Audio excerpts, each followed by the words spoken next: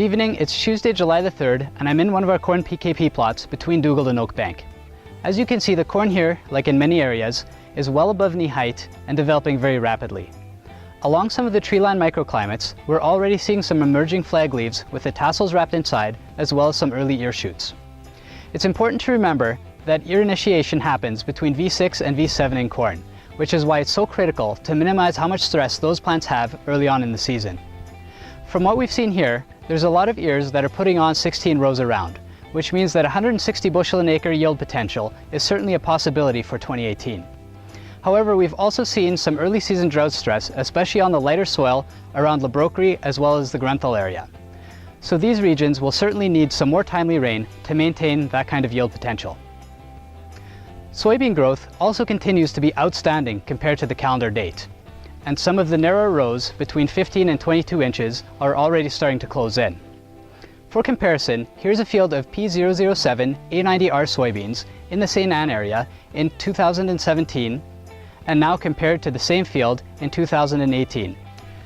As we're seeing increasingly tight soybean rotations throughout southeast Manitoba, and exasperated by two subsequent years that were very challenging for winter wheat, there's a lot of fields that are seeing soybean on soybean crops. And this is accelerating the spread of seedling diseases like Phytophthora, which we're seeing quite a bit of again this year.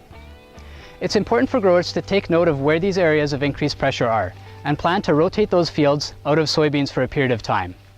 This will reduce how much inoculum is going back into the soil, because we're definitely starting to see some cases where seed-applied fungicides are showing a reduced ability to control the disease in the field. Next, we're going to take a look at what sunflowers are doing in our area. A beautiful crop which we don't talk about very often in our video updates is sunflowers. And right now I'm standing in a field of P63 ME80s near Dufresne, Manitoba.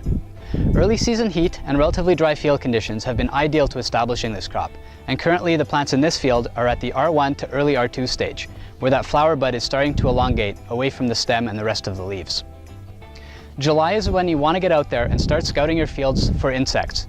And again, it has been relatively dry, so those populations can climb very quickly. To date, what we've mostly found are some green leafhoppers as well as some sunflower bud moth larvae.